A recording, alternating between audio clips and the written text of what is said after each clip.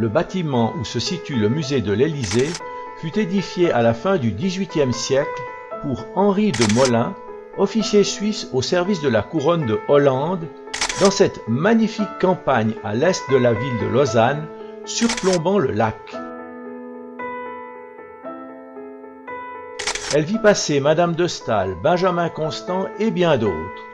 Racheté par l'État de Vaud en 1971, entièrement rénové, l'édifice abrita d'abord le cabinet des estampes, puis le musée de l'Élysée, réservé entièrement à la photographie, créé par Charles-Henri Favreau en 1985. Écoutons donc ce dernier nous parler de cette époque. Il y a toute une partie de votre activité qui s'est faite avec le musée de l'Élysée. Est-ce que vous pouvez me parler de cette période de vie? Volontiers, vous savez, je reste journaliste, c'est-à-dire avec un souci qui est la vulgarisation, la nécessité d'être simple pour être compris, et j'avais à cœur d'expliquer la photographie à un moment où tout ça était fort confus, mais il n'y avait pas véritablement sur pied une explication de ce qui avait pendant des années modifié la nature de la planète, à savoir la saisie de cette planète et de sa réalité. Daguerre, quand il commence à saisir cette réalité sur ce qu'on appelle le daguerréotype précisément, ne sait pas qu'il engage une partie qui va nous mener jusqu'à photographier le système solaire et au-delà. Tout ça fait qu'en demandant à plusieurs reprises à l'autorité, à Paul Helvetia, dont j'étais membre, à la commission suisse de la culture à Berne, enfin, à répéter qu'il fallait un musée pour la photographie, ça a fini par être efficace. Je dirais que le début de ma campagne pour un musée dans les années 50, c'est en fait seulement dans les années 80 qu'elle aboutit. Elle aboutit parce qu'il y a un lieu un peu déserté par le public, c'est un prétendu musée de la gravure, il n'y a pas de public décidé, il faut en faire quelque chose. On me le confie.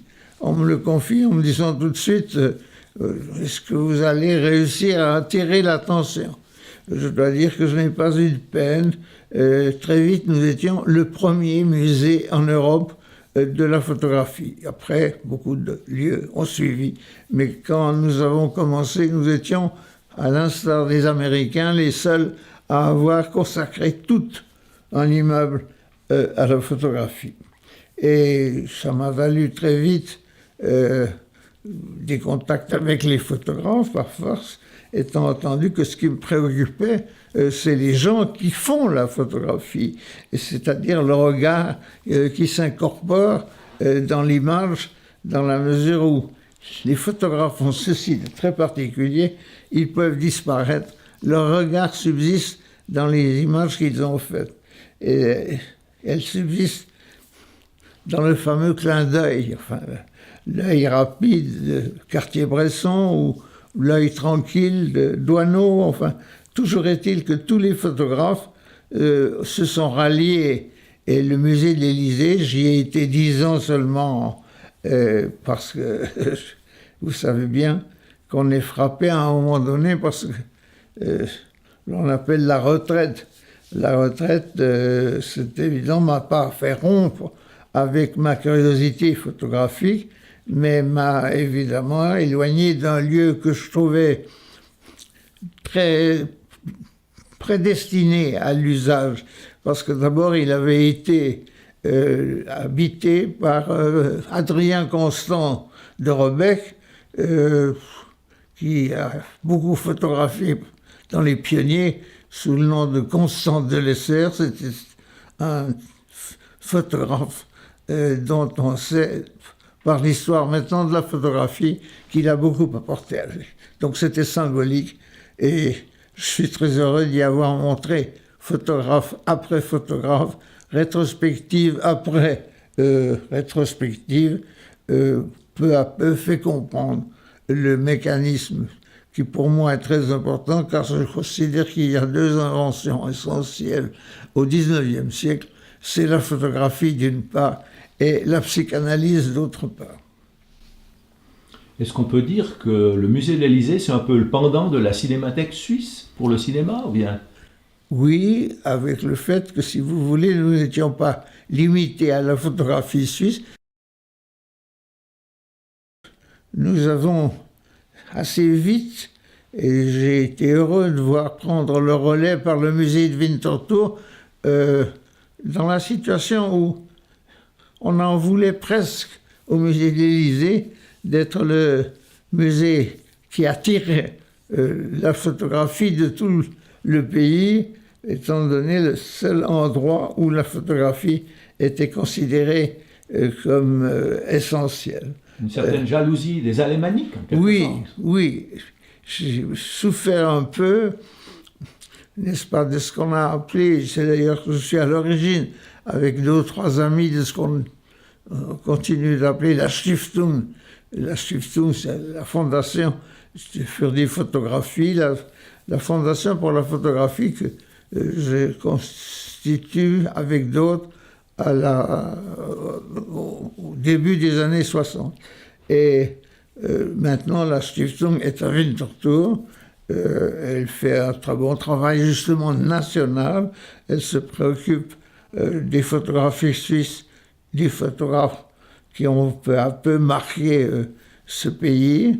Et l'Élysée a trouvé avec la Stiftung les meilleurs rapports. Est-ce qu'on a numérisé ces documents? On numérise tout. Tout. Donc là, voilà quand même une informatisation de cette Écoutez, collection. quand je suis arrivé au musée, tout en étant un peu réfractaire à l'informatique, j'ai établi avec IBM un contact qui a fait que nous avons été le premier musée à utiliser IBM dans la perspective justement des archives et d'un meilleur contrôle, si l'on veut, d'originaux, en ce sens que tout à coup, l'ordinateur nous permettait de ne plus les manipuler. Donc, autrement dit, de les ménager.